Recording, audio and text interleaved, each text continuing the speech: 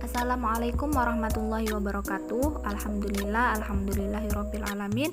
Wassalatu wassalamu ala asyrofil anbiya'i wal mursalin sayyidina wa maulana Muhammadin wa ala alihi washabbihi ajmain.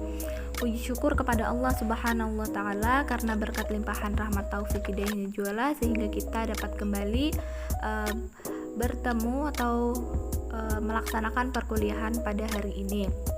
Salawat serta salam semoga selalu tercurah kepada junjungan kita Nabi besar Nabi Muhammad SAW. Baiklah, pada pertemuan kali ini yang mana saya sendiri yang membawakan materi perjanjian atau kontrak. Kemudian pembahasan yang akan kita bahas pada tema materi kali ini yaitu apa itu pengertian pengaturan. Kemudian asas-asas apa saja yang ada dalam kontrak atau perjanjian, kemudian bagaimana bentuk dari kontrak atau perjanjian tersebut, kemudian apa itu wan prestasi dan apa akibat yang ditimbulkan karena wan prestasi itu, kemudian bagaimana penyusunan kontrak atau perjanjian, dan yang terakhir yaitu bagaimana terhapusnya suatu kontrak atau perjanjian. A. Pengaturan. 1. Pengertian. Dalam ilmu hukum, pengaturan berarti perundang-undangan yang berbentuk tertulis. Mengapa berbentuk tertulis? Karena keputusan pengaturan ini secara tertulis.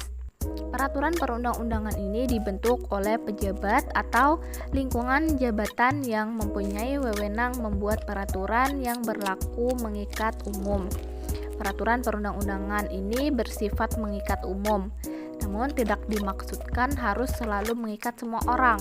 Mengikat umum ini artinya menunjukkan bahwa peristiwa perundang-undangan tidak berlaku terhadap peristiwa konkret atau individu tertentu. Asas-asas kontrak atau perjanjian. Pengertian asas berasal dari bahasa Arab asasun yang berarti dasar, basis atau pondasi. Asas yaitu dasar atau sesuatu yang menjadi tumpuan berpikir atau berpendapat. Kedua, macam-macam asas. Asas kontrak atau perjanjian terbagi dua. Yang pertama, asas-asas perjanjian yang tidak berakibat hukum dan bersifat umum.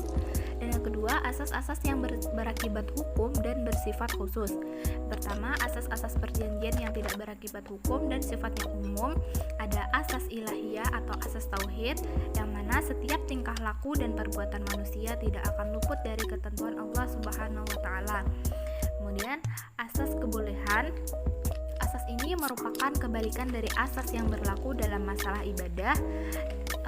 Yang berlaku asas bahwa bentuk-bentuk ibadah yang sah adalah bentuk-bentuk yang disebutkan dalam dalil-dalil syariah.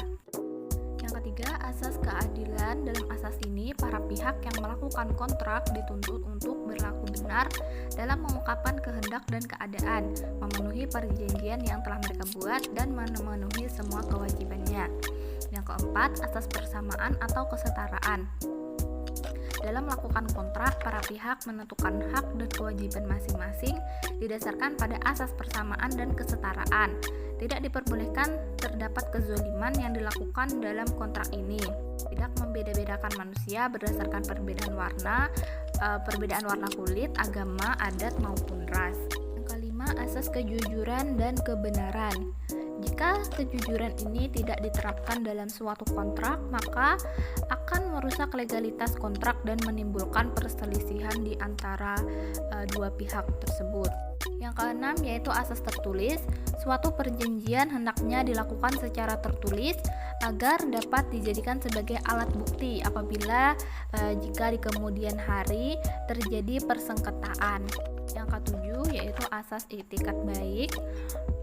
Asas ini mengandung pengertian bahwa para pihak dalam suatu perjanjian harus melaksanakan substansi kontrak atau prestasi berdasarkan kepercayaan atau keyakinan yang teguh dan kemauan baik dari pihak agar tercapai tujuan perjanjian. Dan yang terakhir terakhir yaitu asas kemanfaatan dan kemaslahatan.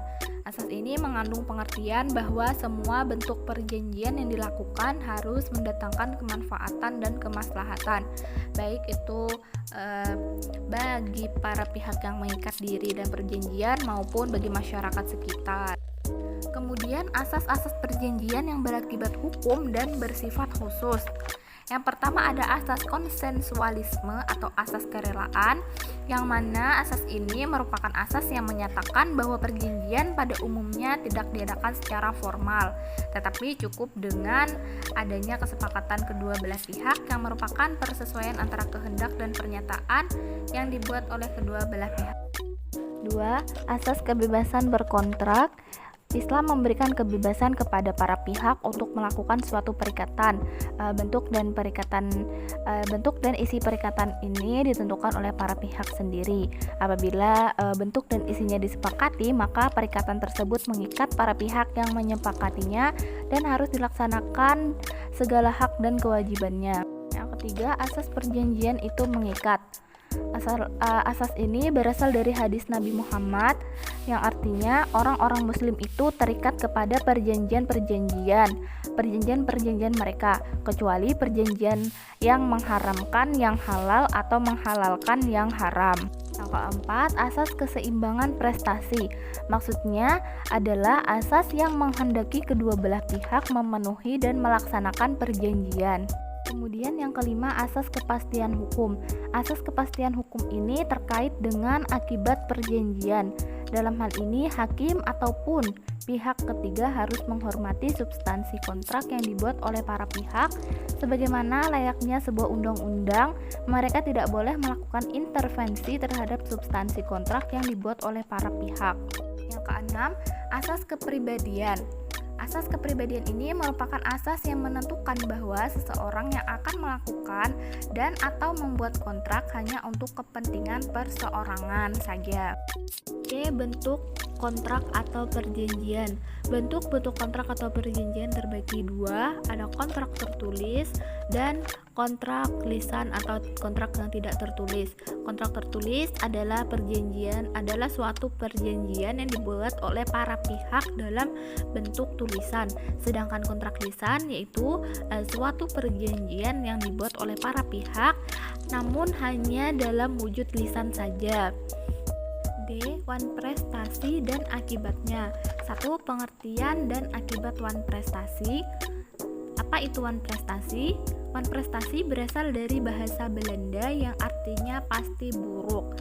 Adapun yang dimaksud dari wan prestasi ini sendiri yaitu tidak terpenuhinya prestasi atau kewajiban yang telah ditetapkan terhadap pihak-pihak tertentu di dalam suatu perikatan, atau bisa disebut kelalaian suatu pihak dalam memenuhi kewajibannya.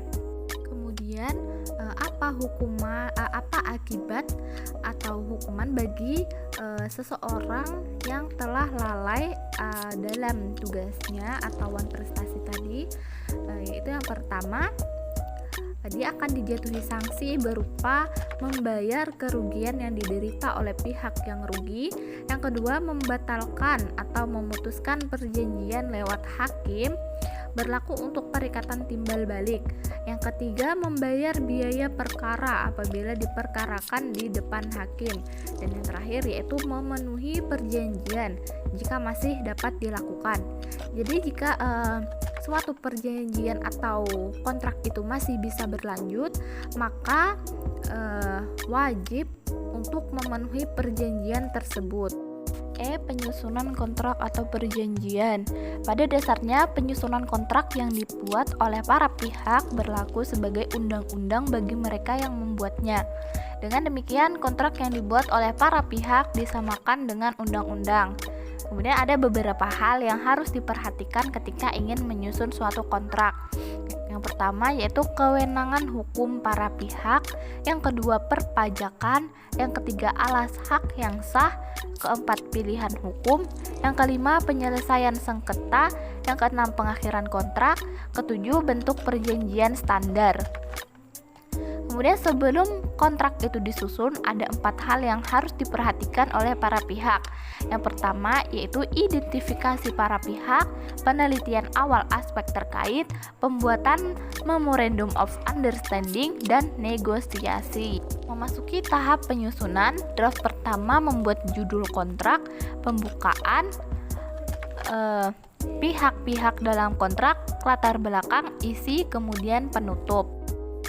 F. Terhapusnya kontrak atau perjanjian.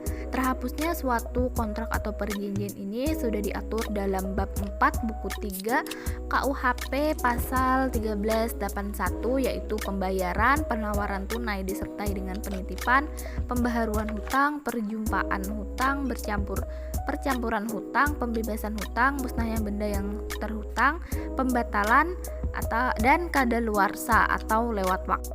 Menurut R. Setiawan, ada beberapa faktor yang dapat mengakibatkan berakhirnya suatu perjanjian. Yang pertama, ditentukan dalam perjanjian oleh para pihak. Yang kedua, suatu perjanjian berakhir pada saat yang telah ditentukan oleh para pihak, yaitu berakhirnya masa kontrak tersebut. Yang ketiga, para pihak atau undang-undang dapat menentukan bahwa dengan terjadinya peristiwa tertentu, maka perjanjian akan hapus. Jadi sudah ada kesepakatan terdahulu oleh para pihak dari kedua belah pihak ini, jika kemudian hari terjadi sesuatu, maka kontrak tersebut dapat dihapus sewaktu-waktu. Dan yang terakhir yaitu tujuan telah tercapai, yang mana tujuan dari kontrak tersebut telah selesai, maka berakhirlah suatu kontrak tersebut. Ya, demikian presentasi yang dapat saya sampaikan. Jika ada yang kurang jelas atau ingin ditanyakan, silahkan ditanyakan. Mohon maaf jika terdapat kesalahan, baik kesalahan dalam penulisan maupun kesalahan dalam pengucapan. Saya akhiri, billahi taufiq wal hidayah. Wassalamualaikum warahmatullahi wabarakatuh.